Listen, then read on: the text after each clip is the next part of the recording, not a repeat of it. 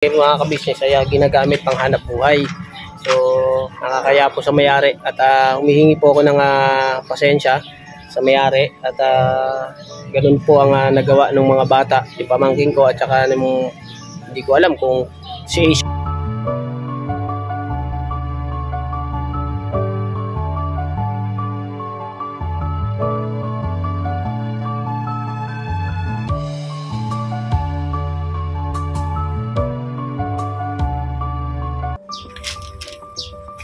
Ayun mga kabisnes, isang mapagpalang tanghali po sa atin lahat mga kabisnes at sana po nasa mabuti po kayong kalagayan.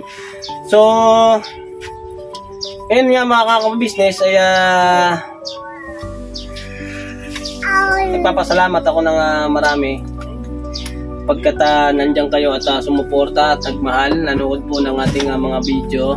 Ayun, mga kabisnes at sa akin po ay ang masarap lang po kasi ay magkasundo at meron tayong pagkakaisa sa bawat layunin sa ating mga buhay. Yan. Masarap lang po kasi mga kabisnes, yung tahimik lang, enjoy lang. Dahil sa problema nga lang po mga kabisnes ay kailangan na taguan lang muna. Pero sa ngayon mga kabisnes ay hindi pwede nating taguan.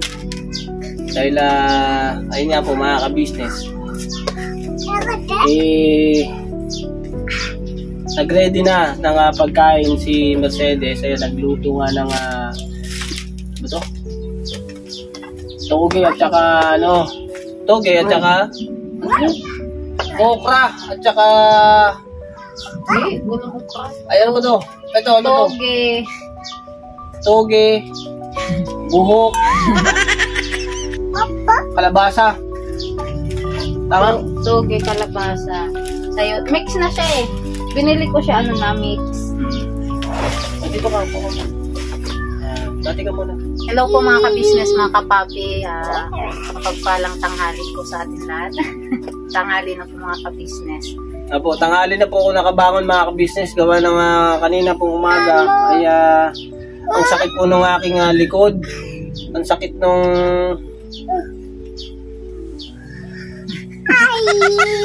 mo. Sing na ikaw, sing. At yun nga po mga ka-business, ang sakit ng likod ko at saka ng paa ko, itong binti ko. Hindi ko kung nangalay lang sa pagkakahiga. At nag-ready nga itong aking iniirog, sinisinta, sinasamba at pinupuri at minamahal ng sobra. Pero pagkatapos nga namin na mga ka-business, nandito naka-ready na yung pagkain. Habang kumakain po ako mga ka-business, nauna po ako mga ka-business dahil gutom na si Sideng. Kaya sabi ko sa kanya, mauna na po ako mga ka-business. At ito nga po yun mga ka-business. Pagkatapos nakakain na si Mercedes, na habang nag-iisip ako ng pwede nating gawin vlog, ito na po ang nangyari. Ito na yung vlog ngayon. Dahil po mga ka-business, sana po mga ka-business ay pakisamahan po ako hanggang dulo itong video na to. Dahil gawa ng ito pong dalawang bata ay at yung mga pinsan niya ay may ginawang kalokohan. At ito nga po mga ka-business, yung pintura na aking itinabi-tabi ay pinaglaruan. So ito na nga mga ka-business, kakain na kami. Pagkatapos na kumain ni Mercedes, may dumating mga business. May-ari ng sasakyan na nakaparada dun sa labas. Ang sabi niya sa akin ay hinahanap si Ace at saka si Catalia. Sabi ko bakit po? Ano po nga atin at anong meron? May kasama siya nga bata, yung anak niya.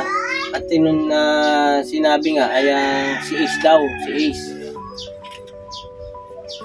Naku mga ka-business, hindi ko alam yung timplada ng utak ko kung anong gusto kong gawin. Pero mga ka-business, walang-wala mga ka-business. At hindi ko maisip kung paano ko ngayon gagawin doon sa sasakyan. Hindi hindi ako makabuelo dahil dito, dahil ang pinsan niya at saka itong mga bata ay malaking problema ang ginawa eh. Hindi ko alam kung paano ko sisimulan ngayon yung paano tatanggalin yung pintura sa likod ng sasakyan, mga kabisnes. Ang kailangan ko ngayon, mga kabisnes, ay gawing kalmado ang utak ko na wag akong mabusit. Kasi mga kabisnes, pag ako nabusit, kasi yung may-ari ng sasakyan ay hindi yan papayag na hindi matatanggal yun, pintura na yun. Siyempre sasakyan niya, gamit niya yun, mga kabisnes, kahit naman sino eh. Nakakainis talaga, mga kabisnes. Totoo lang po, mga kabisnes, nakakainis lang. Ayoko lang maging basta, mga kabisnes, hindi ko yung pinta yung ano ko eh. Pero parang ano yan eh, parang nakakabasa ka ng masamang komento. Pero ito personal talaga, mga kabisnes. Ang problema sa sarili mong panganak ang magbibigay sa'yo ng inis. Kinausap ko na yan sila, mga kabisnes eh. Sa totoo lang po, mga kabisnes, off-cam kanina, bago dumating yung lalaki na yon, ay pinagalitan ko na sila. Kinausap ko sila. Pinalo ko sila sa puwet. Umakyat ba naman sila doon sa in-standby ko na kama dahil para patuyuin. Dahil nabasa po yung, mga kabisnes, ng ulan. Gawa ng akitin ba naman ng mga pinsan niya, tsaka sila Ace at tsaka si Catalia. Nagtalon-talon. Kung mahulog. Kaya yun, mga kabisnes, napalo ko. Pero bago ko yun mamaya, mga kabisnes, maipakita sa inyo, ay siguro ako kasi ang nararamdaman ko ngayon ay talagang kailangan ko talagang pakalmahin yung sarili ko. Gusto ko lang naman i-share sa inyo, mga kabisnes, dahil baka sabihin nyo, bakit ganun na naman si Budok? Bakit ganyan na naman? Parang wala sa wiso. Para mailabas ko, mga kabisnes, yung aking nararamdaman, ay ito, i-share ko po sa inyo. At sana po, mga kabisnes, ay maintindihan nyo ang aking nararamdaman o ilagay nyo man yung sitwasyon nyo sa sarili nyo, yung sasakyan, tapos na ganun. Yung sasakyan nyo, halimbawa po, mga kabisnes, ay ganun ang ginawa ng anak ko. Tapos ilagay nyo naman yung sitwasyon nyo sa sitwasyon ko ngayon, na anak nyo ang nakagawa ganun sa sasakyan ko. Ay sana maintindihan nyo, pero ganun po talaga, mga kabisnes. Kailangan ko talaga nga gawin na i-share din sa inyo.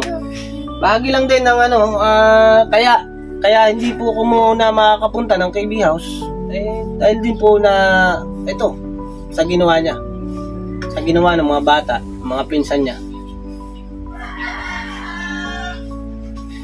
At dahil na naman natin yung nararamdaman ng Mercedes. Ang pakiramdam mo, na ganyan ang nangyayari. Sabi ka ba?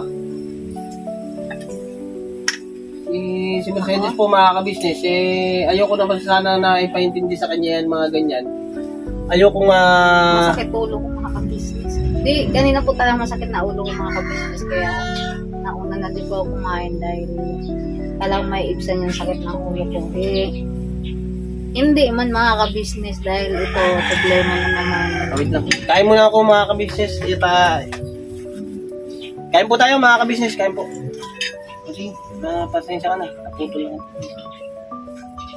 Hindi kasi, di ko din po kasi inasaan, mga kabisnes, yung may pupunta dito sa bahay na may ganun ayun, nagawa na ni Ace at Catalia at mga kanyang pinsan. Pero yun nga, ang din ng mga pinsan ni si Ace at si Kat, hindi daw po sila, wala pong magagawa.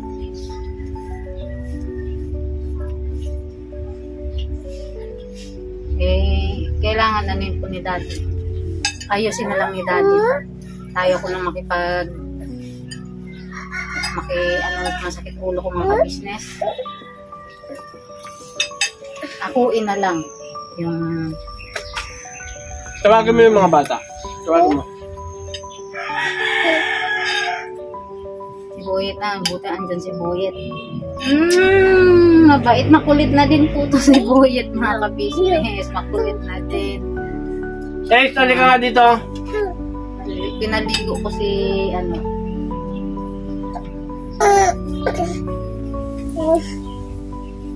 Itong video na to, para maalala nyo yung mga pinag-aagawa nyo. Sige na. Dito ka. Sabihin mo sa akin kung sino ang nag-ano dyan. O, huwag ka magsisinungaling ha. Ayoko ng sinungaling ha. Dito ka. Pag uubo ka, tatakip ka ng bunganga. Sabihin mo sa mga ka-business natin dito ka ate. na ayaw mo muna, dyan muna siya. Sabihin mo sa akin, Ace, kung sa kanila, sabihin mo sa kanila. Ano nangyari? Ano nangyari doon sa sasakyan? Bakit nilagyan nyo ng pintura? Magbati ka muna bago ka magsalita. Bati ka muna. So, yun, paliwanag mo na. Paliwanag mo sa amin ni Daddy. Hindi po ako nagdala ng kotse ng L3 ng likod. Sino nagpintura nun? Ako nakatingin doon sa si David at Kevin. Sila ang nagano. Yung sinasabi ng bata na ikaw daw. Sinungaling yun eh. Hindi, yung ano din kasi mga ka-business, yung bata kasi na yun, ano ko din yun na pag yun nga naglalaro sila, si Ace daw. Binubuli, inaano si Ace nun na inaaway. Yung totoo lang ha. Oo na, ano ko yun isang beses na inaano niya si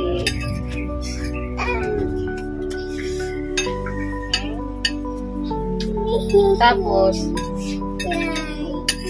kating ko po na andun sa may ayun no, sa diba yun. Tapos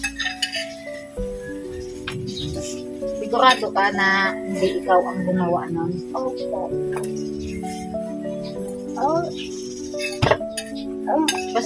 Sabi namin ni Daddy, huwag magsisinungaling. Magsabi ng totoo. Walang masamang magsabi ng totoo, anak. Ang masama yung nagsisinungaling. Alam mo ba kung gaano kalaki ang kasalanan niyan sa Panginoon Diyos ang pagsisinungaling? Ha?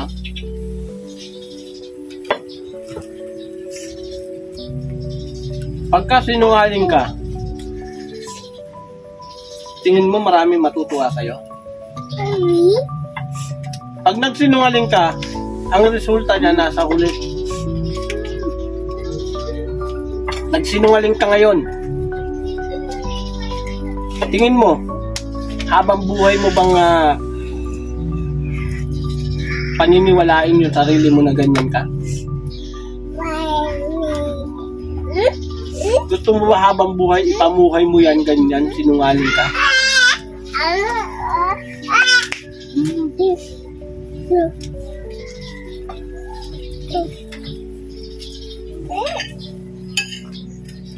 Ngayon, kung hindi ikaw ang may gawa nun, paano ngayon yan? Ako ngayon ang nahihirapan. Ako ang mapapahiya doon sa may-ari ng sasakyan. Kayo itinuro ano magagawa ko? Diba?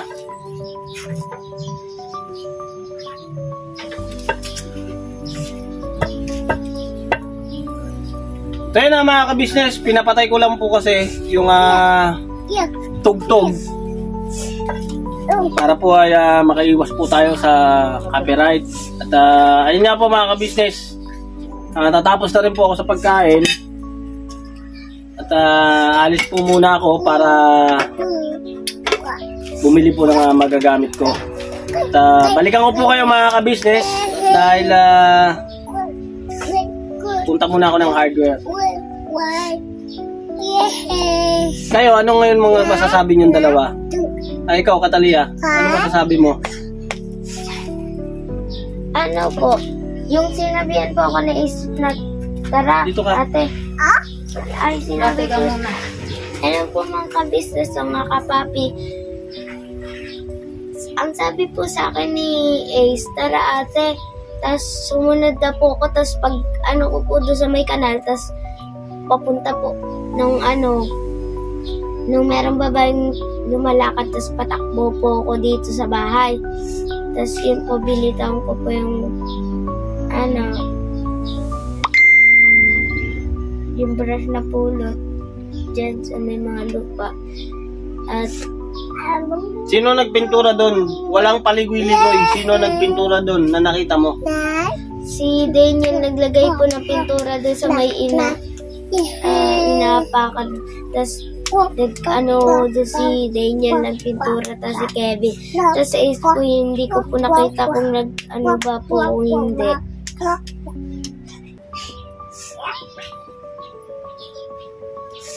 Si Kevin kasi wala. Pumasok si Kevin. So, hindi pa po siya Hindi, pumapasok. ngayon ba? So, kanina pa palang umaga yon. Kasi mga kabisnes, matigas na yung pintura eh. Hindi ko alam kung matatanggal ko nga yun eh. Kailangan na talaga. Yung sa styro, sino naglagay nung pintura na yun? Tamang mangyari Wala ito na, mamaya. Mamaya ay kakausapin ko itong mga bata na to. Para ano ba yan?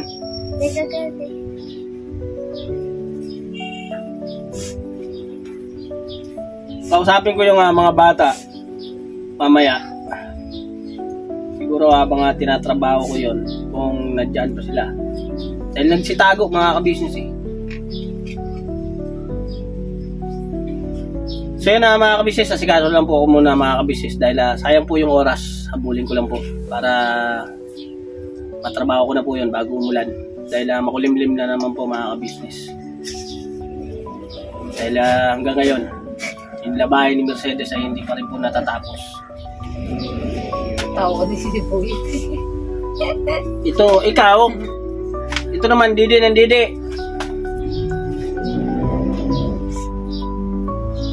Tingnan nyo ngayon yung tinuro kayo ng tao. Tinuro kayo ng bata. Kahit hindi kayong gumawa, kasi nandoon kayo. Hindi kasi kayo nakikinig eh. Hindi kayo nakikinig sa akin. Sinong napapahiya ngayon? No. Ginawa niyo, nagbasa kayo. Tuwa kami yung dami. Kita. Lago.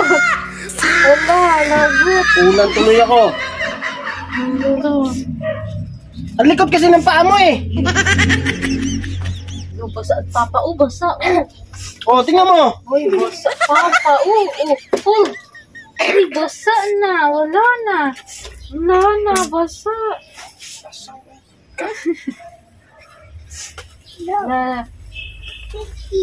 Sorry na, Daddy. Sorry. Basa, Daddy. Nabasa si Daddy. Sino mga kabisnes? Basa tuloy ako. Pasaway na bata to. Ayun ha, patalastas lang po tayo muna sandali mga ka-business, ano? So ayun po, kami po ay dealer ng mga sewing machine. Iba-ibang klase mga sewing machine po, high speed, aging, piping, etc. Ano po, household, industrial. Meron po tayo niya mga ka-business. So dun sa mga inquiries po, paki-message nyo po yung Facebook page namin. At paki-contact rin po kami sa aming cellphone number. Maraming salamat po mga ka-business. So ayun, tuloy na panonood. Let's go, bira! Mga kabisnes, pinicturean ko na lang tapos konting video lang kasi lobat na po eh. Bale, ito po yung ng mga bata. At ito po ang kailangan kong kasi ginagamit pang hanap buhay. Kawawa na rin po yung driver kung siya pa mag-aasikaso.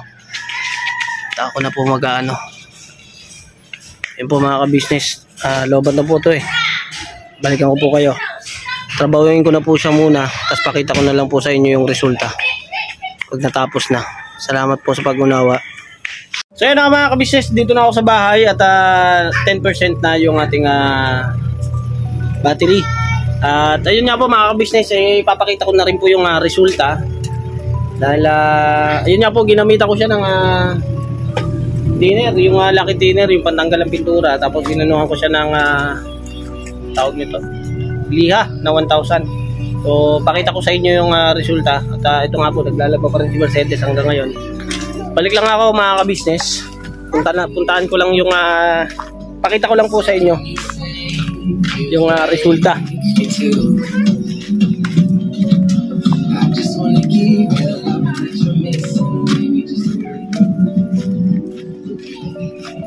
Na mga ka-business, okay na itong mga ka-business. Siguro naman matutuwa na yung may-ari nito.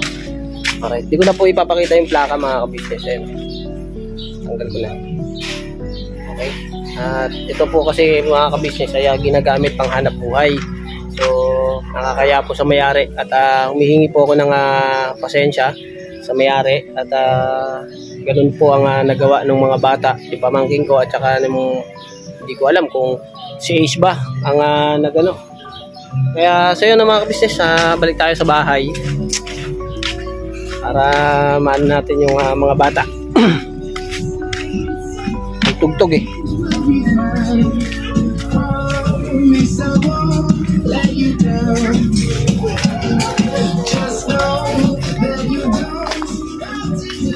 Ayun nga po pala mga ka-business, bahay ba ako, ayan yung mga gulong, dinamba ko muna, tapos yung mga basura. Bali, sasako pa yan mga ka-business. At ito nga po yung form na tinutukoy ko na inakita ng mga bata, pinapatuyo ko lang po yan mga ka-business. Tapos nandito po yung lugar na nililinis ko pa at gagawin ko po ng kubo dyan. So yung dito mga ka-business, yung sa likod, yung nakikita nyong maitim na yan, ay yan yung parte ng sa likod ng bahay ay hindi ko pa nasikaso gawa ng may importante po akong pinuntahan. Alright mga ka-business, nga pala, salamat din pala kay Papa Dins sa pinagkaloob niya sa akin. Binigyan niya po ako ni Papa Dins ng pera kagabi. At sabi ko naman po sa inyo mga ka-business, on-cam, ganun po talaga sila. Kaya po mga ka-business, yung mga isipin nyo po mga ka-business na dapat pa kami sahuran at dapat pa kami bigyan ng sahod sa aming bawat galaw. Hindi na po kailangan mga ka-business. Sa dami na itinulong ng ka-business family, ay hindi na po natin pwedeng singilin pa o kailangan pa na magantay pa ng bayad sa bawat kilos. Yun naman po mga ka-business, ang kuya ka-business at ang ate ka-business si Papa Dins sa first family ay nandun po yung ano nila at hindi po sila yung tao na pagmamasdan ka lang na nahihirapan. So yun mga ka-business, si Mercedes nasa na kaya? Naglalaba pa rin pero nasa loob po siguro mga ka-business pa kay Baby Boyet. Alright, thank you so much po mga ka-business. Salamat po na napakarami sa suporta at pagmamahal niyo po sa Ka-Business Official, Papa Dins TV, Ka-Business Family at Mrs. KB Official, sa amin po mga kagwang Lito Vera at medyo kagwang Official at syempre ang ating editor Daryl Official at sa lahat po ng ating mga reactors. Yun. Thank you so much po mga ka-business. God bless po sa ating lahat. Hanggang dito lang po mga ka-business at pasensya na kayo dahil binlag ko na po ito mga ka-business kasi sayang po yung ito po yung nangyari at ito po yung tunay na kwento at hindi po sa basta-basta kwento.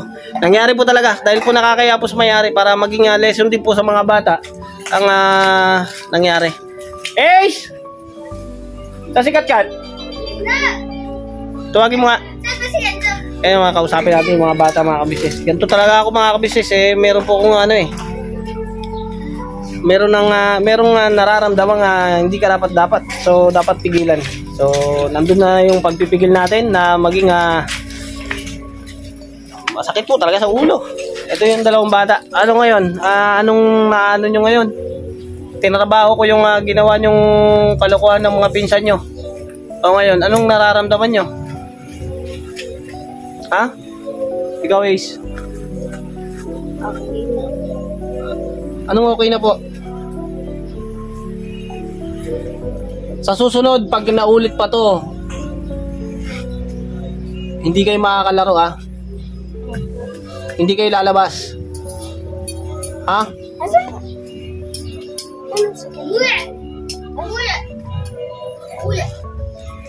So yun mga ka-business, God bless po sa atin lahat.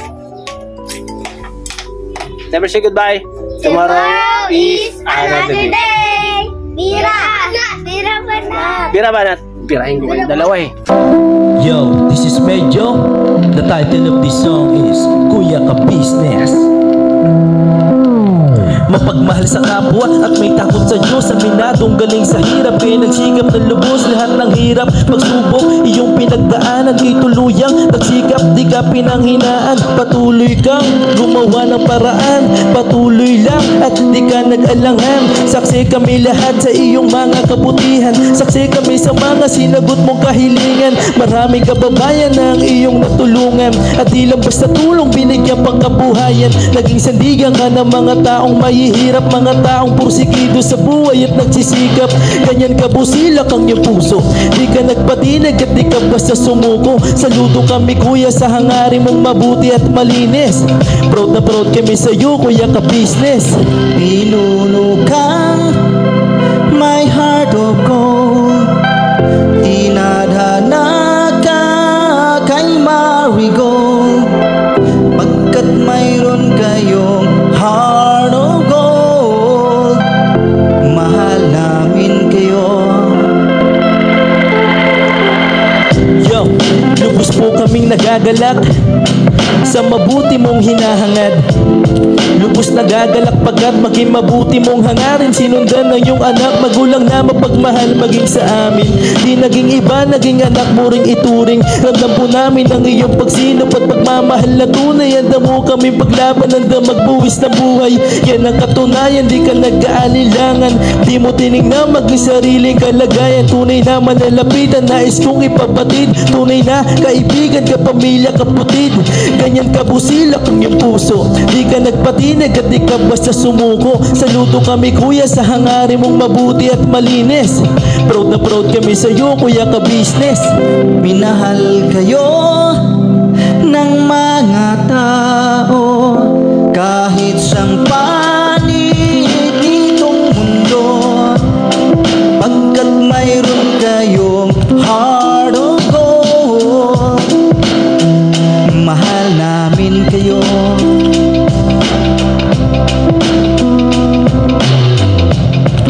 Mahal namin kayo. Salamat ang marami sa iyo kuya, salamat ang marami sa iyo pong pangunguna. Pinangunahan mo kami sa hadikain mong pagtulong, di ka tumigil at di ka basta umurong. Salamat ang marami sa iyo kuya, salamat ang marami sa iyo pong pangunguna. Sulido ka kung magmahal at pantay ang iyong pagtingin. Nawa ay di ka rin magsawa na kami ay mahalin. Mahalin. Ang dami mong natutulungan, hindi ka nag-aalinlangan. Pamilya at pangkabuhayan, pinuno ka my heart of gold. Mahal namin kayo. Mahal namin kayo. Salamat ang marami sa iyo pong pangunguna. Pinangunahan mo kami sa hadikain mong pagtulong, di ka tumigil at di ka basta umurong. Salamat ang marami sa iyo kuya, salamat ang marami sa iyo pong pangunguna. Sulido ka kung magmahal at pantay ang iyong pagtingin. Nawa ay di ka rin magsawa na kami ay mahalin. Mahalin. Mga gawa mo ay kinalulugdan ng ating Diyos.